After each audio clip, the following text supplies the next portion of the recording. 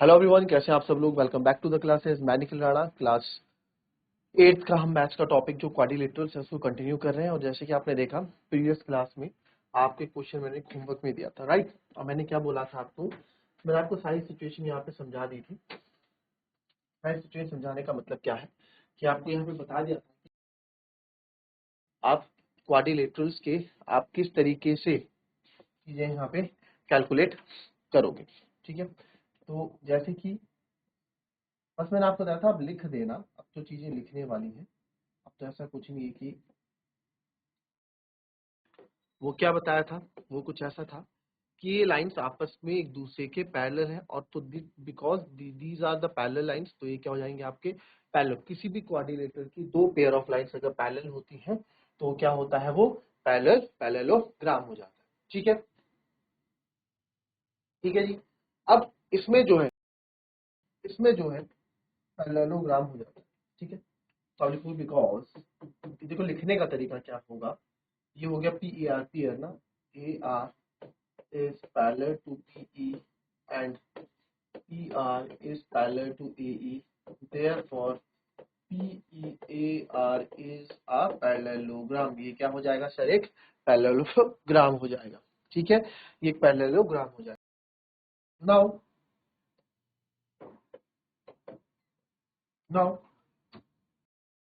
अब इसमें हम क्या देख पा रहे हैं, अब इसमें हम ये देख पा रहे हैं angle P is equals to angle A is equals to 40। Angle P 40 है तो एंगल ए भी कितना हो जाएगा जी, 40 हो जाएगा सर। क्यों? Opposite angle of parallelogram, opposite angle of parallelogram आपके क्या रहते हैं, इक्वल रहते हैं। ठीक है, ओके सर। नाउ बिकॉज अब आप देखो यहाँ पे P R is parallel to A, जो पी आर है वो ए के पैरेलल है। And PE is transversal, PE क्या है, ट्रांसवर्सल है। ट्रांसवर्सल याद आया क्या, क्या होता है ट्रांसवर्सल?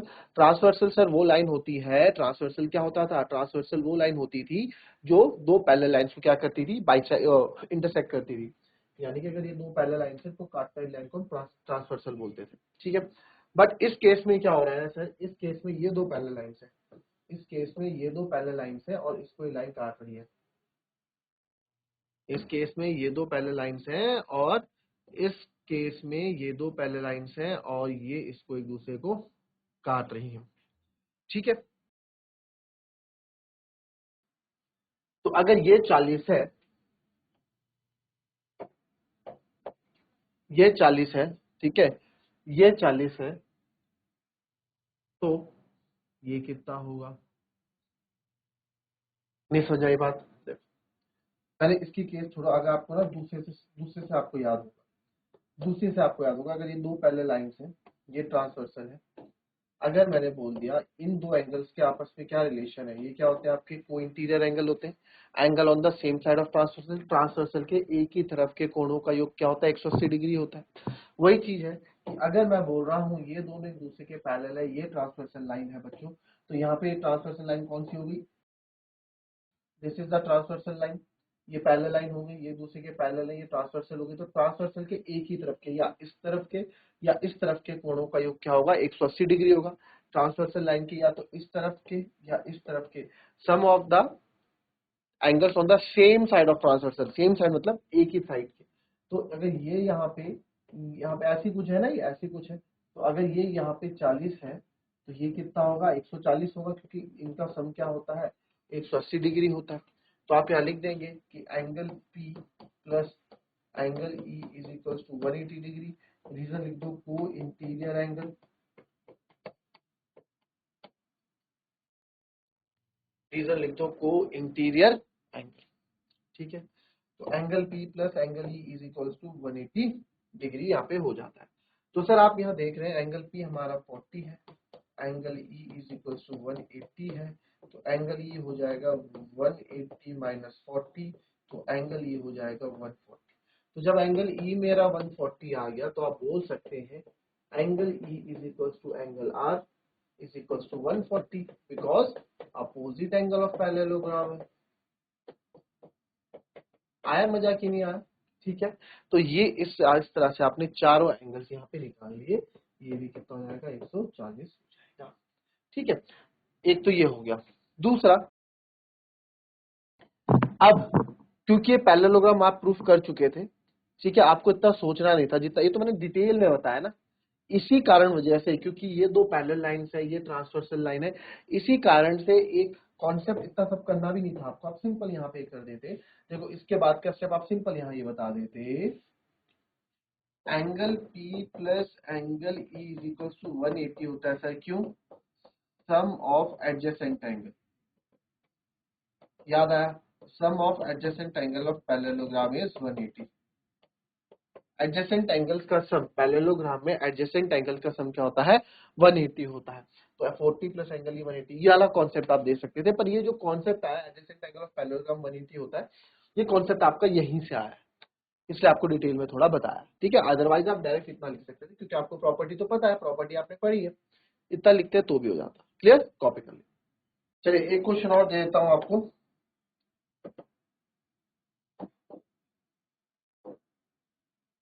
इसी तरह का।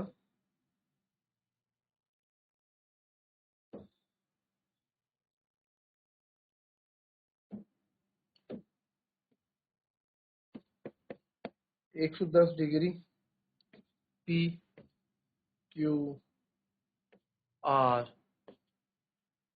एस,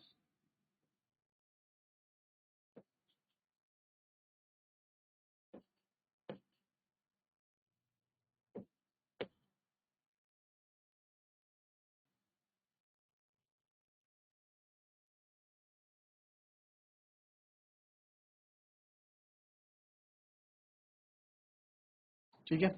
चलिए इसी तरह का क्वेश्चन है, ऑल एंगल्स निकालने, सेम करो। चलिए अब इसमें देखिए ये 110 है, ठीक है, ये 110 है आपका। अब आपको पता है, वही लिखोगे सेम कहानी जो आपको पता है, बिकॉज देखो P Q parallel to S R and P S parallel to Q R. मैंने आपको बताया था किसी भी क्वाड्रिलेटरल में, किसी भी चतुर्भुज में अगर दो सम्मुख भुजाएं एक दूसरे के पैरेलल हो, एक दूसरे के समांतर हो, तो उसको हम पैरेललोग्राम बोल सकते हैं। दोनों भुजाएं, दोनों पेयर होने चाहिए, दोनों सब। तो therefore PQRS is a parallelogram, दोनों में चाहिए, दोनों पेयर, इधर वाले भी और इधर वाले भी पैरेललोग्राम। तो अगर ये 110 है सर, तो ये भी 110 होगा, सिंपल सी बात है, बहुत इजी बात है। Angle P is equals to angle R is equals to 110, क्यों? अपोजिट एंगल ऑफ पैरेललोग्राम, जो कि इक्वल होते हैं जी, अपोजिट एंगल ऑफ पैरेललोग्राम। अगर ये 110 है तो ये कितना होगा सर? 70 होगा। क्यों होगा जी? आओ देखो, अब तो इतना लंबा नहीं करेंगे हम। Angle P plus angle Q, angle P plus angle Q कितना हो जाएगा जी सर? 180 हो जाएगा। Adjacent angle of parallelogram, sum of adjacent angle of parallelogram क्या होता है? 180। ठीक है, जो पड़ोसी एंगल होते हैं पैरेललोग्राम के, उनके कोणों का योग 180 डिग्री होता है जी सर। तो angle P plus angle Q 180 हो गया, तो एंगल P आपका 110 है, एंगल Q बराबर 180। तो एंगल Q हो जाएगा 180 माइनस 110, एंगल Q आ जाएगा 70 डिग्री। तो बच्चों अगर ये 70 है तो ये भी 70 हो जाएगा। कैसे लिखोगे इसको ऐसे लिखोगे, angle Q is equal to angle S is equal to 70 degree, वही अपोजिट एंगल ऑफ पैरेललोग्राम। ठीक है, बस सारी चीजें आ गई आपकी, तो कोई चीज बची ही नहीं इसमें। ठीक है, तो चारों एंगल्स आपने इस तरीके से यहाँ पे निकाल लिए। चलिए नेक्स्ट है, point all the angles inside the rectangle. जो आपको रेक्टेंगल भी दिया जाएगा उसके अंदर के सारे एंगल्स आपको निकाल के बता दें। ठीक है,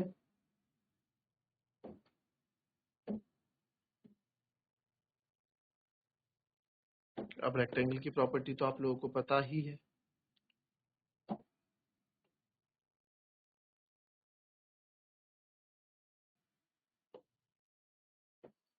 ए बी सी डी, ये 30 डिग्री है,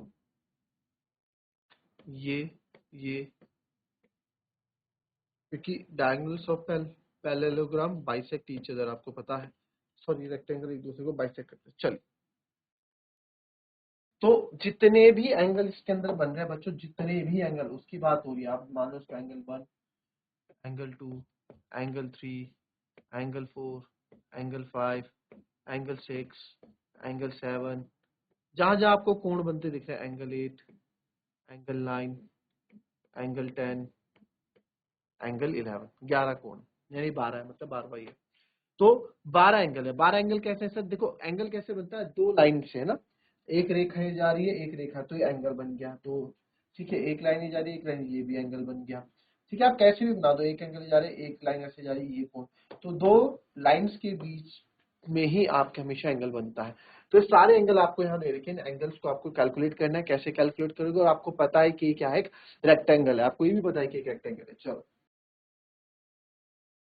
चलिए देखेंगे, आया आंसर? आओ देखते हैं फटाफट, बढ़िया से।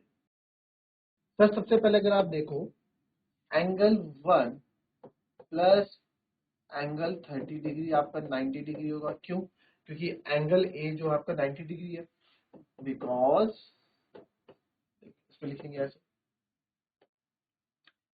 ए B C D is a rectangle, क्योंकि ये रेक्टेंगल है। ठीक है, और एंगल ये आपका 90 डिग्री होगा, और एंगल्स आर 90 डिग्री। ठीक है, रेक्टेंगल में और एंगल्स कितने होते हैं? 90 डिग्री होती है। और एंगल ए पूरा किससे बन रहा है सर? एंगल 1 प्लस 30 डिग्री से बन रहा है।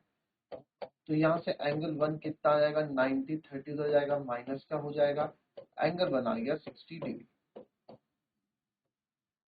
एंगल बना गया हमारा 60 डिग्री। तो सर ये तो हो गया 60 डिग्री।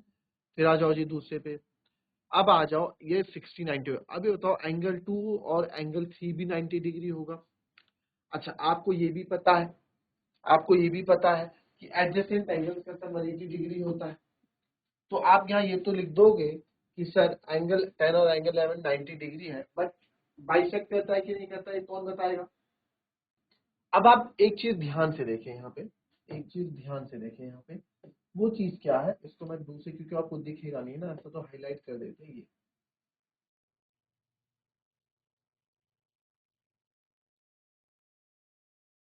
वाला कलर थोड़ा डल होगा। अगर आप ध्यान से देखें, ये बीच में A B C D E M कर दो, इसको बीच में, बीच वाला एम है। ठीक है, बीच वाला पार्ट एम है, थोड़ा टेढ़ा बेटा। तो ये एम हो गया, और एंगल ये 5 हो गया। ठीक है, 4 5 6 7। अब आप यहाँ पे देखिए कि एम डी और एम ए इक्वल है कि नहीं है? बिल्कुल सर, कल ही आपको मैंने आइसोसेलेस ट्रायंगल वाला बताया था, because M D is equals to M A. Sir जो एम डी है वो एम ए के इक्वल है। कौन सी वाली चीज बोल रहा हूँ मैं, कौन से वाले की बात कर रहा हूँ? यहाँ देखो, ये M D, sorry M D M A के इक्वल है, तो एक ट्रायंगल बन रहा है एम डी एम ए।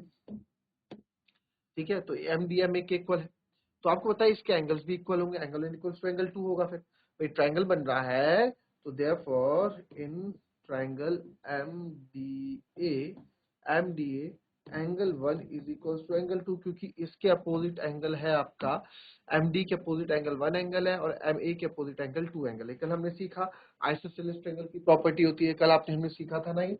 तो angle 1 is equals to angle 2, ये कितना आएगा सर? 60 डिग्री। तो एंगल 2 भी कितना आ गया आपका? 60 डिग्री आ गया। Now same angle D is equals to 90 degree है, और एंगल 2 प्लस एंगल 3 मिलके 90 डिग्री बना रहे हैं। एंगल 2 अभी हमने 60 निकाला, एंगल 3 90, तो एंगल 3 यहाँ से आ जाएगा 90 माइनस 60, तो एंगल 3 आ जाएगा बच्चों 30 डिग्री। एंगल 3 कितना आ गया? 30 डिग्री। तो ये भी आ गया, ये भी आ गया, सारे आ गए हमारे पास। ये 60 है, तो ये 60 है, और ये 30 है। फिर आगे बढ़े जी, आगे बढ़ेंगे। सेम एंगल 3 और एंगल 9 आपके इक्वल है।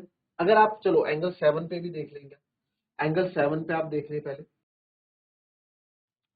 एंगल 7 की बात हम करें, अगर एंगल 7 की बात, तो यहीं पे इन ट्रायंगल एमडीए की बात हो रही है। Angle M plus angle A plus angle D is equals to 180 degree, because ये आपका क्या है, एम ए डी आपका क्या है जी, angle sum property of triangle, angle M आपको निकालना है, एंगल ए जो कि यहाँ पे इसके अंदर एंगल ए का नाम एंगल 1 है और इसके अंदर एंगल 2 है इज इक्वल टू 180 डिग्री। तो एंगल एम, एंगल 1 कितना है जी हमारा 60, एंगल 2 कितना है जी हमारा 60 इज इक्वल टू 180। तो एंगल एम प्लस 120 बराबर डिग्री बराबर 180, तो एंगल एम आ जाएगा 180 माइनस 120, तो एंगल एम भी आ गया 60 डिग्री। तो एंगल एम मतलब एंगल 7, तो 7 का मतलब भी क्या आ गया, ये हमारा 60 डिग्री आ गया, एंगल 7 भी 60 डिग्री आ गया। अब एंगल 7 है तो एंगल 6 फटाफट इसके अकॉर्डिंग निकालते थे, 3 निकाल दिया 7 निकाल दिया। अब देखो एंगल, इसके बाद हम बात करते हैं, अगर एंगल 7 तक हमने बात कर ली, अब अगर मैं बात करूं आपसे,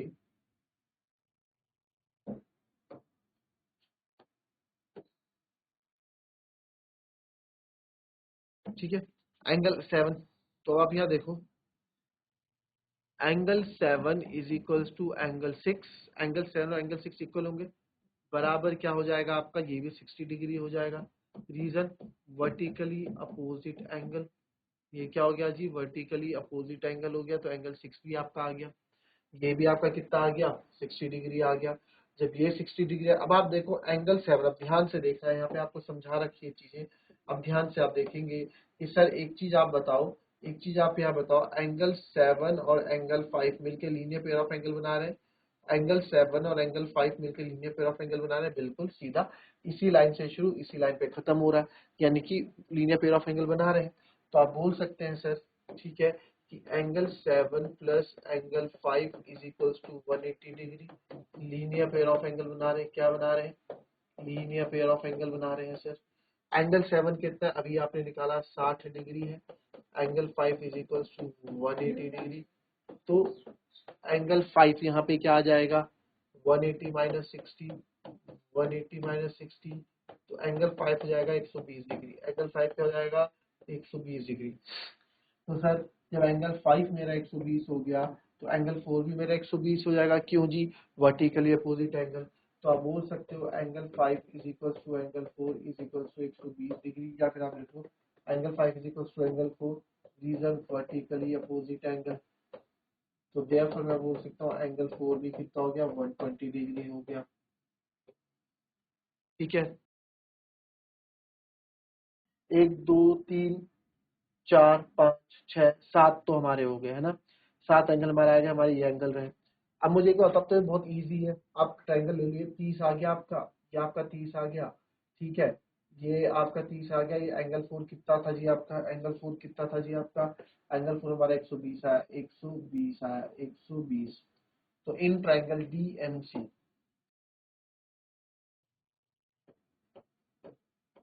in triangle DMC, in triangle DMC, angle 3 plus angle 4 plus angle 9 is equals to 180 degree हो जाएगा, ठीक है। एंगल 3 है जी आपका 30 डिग्री, एंगल 4 है जी आपका 120 डिग्री, और एंगल 9 है जी आपका, वो आपको निकालना है, ठीक है। तो एक ये हो गया 150 plus angle 9 is equal to 180, तो एंगल 9 आ जाएगा 180 माइनस 150, एंगल 9 आ जाएगा 30 डिग्री, एंगल 9 में कितना आ जाएगा 30 डिग्री। अब बच्चा 8 10 11 आप होमवर्क करके ले आएंगे, ठीक है, अब क्योंकि आपको पता लग गया करना कैसे है, बाकी 3 एंगल्स आप लोग होमवर्क पे करके ले आएंगे, ठीक है, हो जाएगा। तो मिलेंगे आपसे अपने कल की नेक्स्ट क्लास में, तब तक के लिए be happy, be healthy and be safe, thank you.